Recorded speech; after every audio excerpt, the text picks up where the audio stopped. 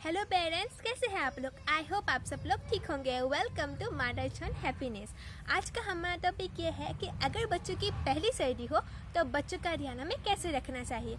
As parents हम लोग बहुत घबरा जाते हैं कि ये तो बच्चों की पहली सर्दी है, हम कैसे ध्यान रखें ताकि बच्चों को सर्दी जुकाम ना हो। तो चलिए वीडियो को स्टार्ट करते हैं।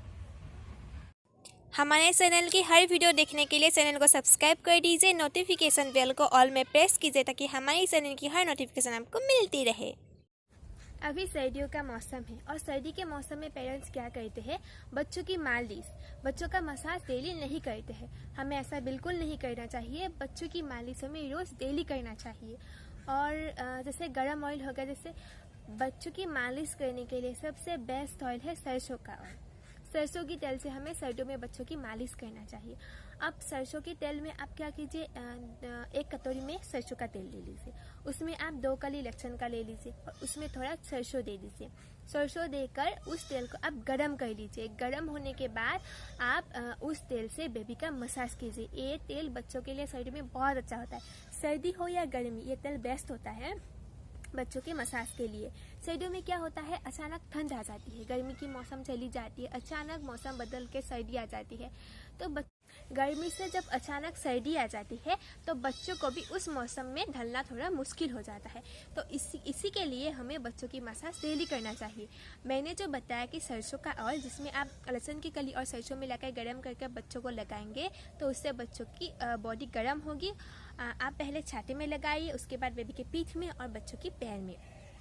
पीठ, छाती और पैर में लगाने से बच्चों का टेम्परेचर गर्म होता है और बच्चों को बहुत आराम मिलता है। पहले आप ऑयल लगाइए। ऑयल लगाने के बाद आप बच्चों को आधा घंटा 1 घंटे के बाद अब बच्चों को नहा दीजिए। अगर आप सर्दी है, बहुत ठंड है, नहा नहीं पाए तो आप क्या कीजिए, एक बाउल में गर्म पानी लेकर, एक कॉटन का कपड़ा लेकर बच्चों का स्पॉन्ज कर दीजिए। देखिए कई लोग क्या करते हैं, मालिश करने के बाद बेबी को नहीं नहलाते हैं या स्पॉन्जिंग नहीं करते। यह बहुत इंपॉर्टेंट है। बच्चों की मालिश के बाद बच्चों को नहाना है, या तो आप अगर बहुत सर्दी है, बहुत ठंड है, तो आप क्या करिए, बच्चों का स्पॉन्जिंग कर दीजिए। और कई पेरेंट्स क्या करते हैं, सर्दियों में बच्चों को बिल्कुल नहीं नहलाते हैं। ऐसा गलती आप लोग बिल्कुल मत कीजिए। देखिए सर्दी हो, गर्मी हो, ठंड हो, जो कुछ भी हो, हमें बच्चों को नहलाना चाहिए। आप बच्चों को जितना साफ सुथरा रखेंगे, बीमारी आप लोगों के बच्चे से बहुत दूर रहेंगी, है ना। बहुत सारे पेरेंट्स को मैंने देखा है कि नहीं नहलाते हैं, स्पॉन्जिंग कर देते हैं। 1 हफ्ता 2 हफ्ता बच्चों को नहलाते ही नहीं है, स्पॉन्जिंग कर देते हैं। लेकिन नहलाना बहुत ज़रूरी है। बहुत सर्दी है तो हाँ ठीक है, मत नहलाइए, लेकिन जितना आप बच्चे को साफ सुथरा रखेंगे, बीमारी आपके बच्चे से उतना ही दूर रहेंगे। अब हम बच्चों का हमें मसाज कब करना चाहिए। सुबह का टाइम बहुत बेस्ट होता है बच्चों के मसाज के लिए। सुबह बहुत अच्छा धूप निकलता है। सुबह 9 बजे से 10 बजे तक का समय बच्चों के मसाज के लिए बहुत अच्छा होता है। मसाज के 1 या 2 घंटे बाद आप लोग बेबी को नहला सकते हैं। और एक बहुत इम्पॉर्टेंट बात है, कई लोग क्या करते हैं, सर्दियों में बच्चों को बहुत ज़्यादा कपड़े पहना देते हैं, टाइट कपड़े पहना देते हैं। हमें ऐसा बिल्कुल नहीं करना चाहिए। हमें तो पहले बेबी को कॉटन कपड़ा पहनाना चाहिए, उसके बाद आप इनार पहना सकते हैं, उसके ऊपर आप स्वेटर पहना सकते हैं। लेकिन बच्चों को इतना टाइट कपड़ा, जिससे बच्चों को कंफर्टेबल फील नहीं हो रहा है, हमें ऐसा कपड़ा बच्चों को नहीं पहनाना चाहिए। 1 या 2 लेयर आप बच्चों को ठंडी में, सर्दियों में कपड़ा पहना सकते हैं। बहुत सी ऐसी छोटी छोटी बातें होती हैं जिसमें हम पेरेंट्स ध्यान नहीं देते हैं। जैसे कि हम बच्चों को दिन में क्लॉथ नेपी पहनाते हैं।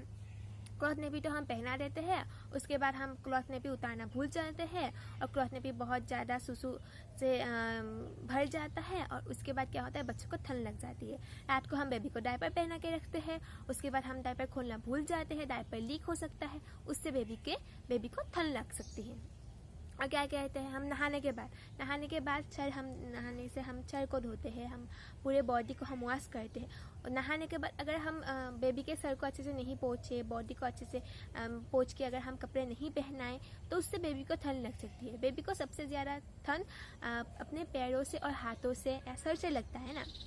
हम कहीं घूमने जा रहे हैं, बेबी को हमने टोपी नहीं पहनाया, सॉक नहीं पहनाया, निपंच नहीं पहनाया हाथ में, तो उससे बेबी को ठंड लग सकती है। इसलिए हमेशा अपने बच्चों को कैप पहना के, टोपी पहना के रखिए, हाथ में निपंच एंड पैर में हमेशा सॉक पहना के रखिए, क्योंकि इससे बेबी को ठंड लग सकती है। और अगर बेबी की पहली सर्दी हो तो बेबी को इससे ठंड लग सकती है।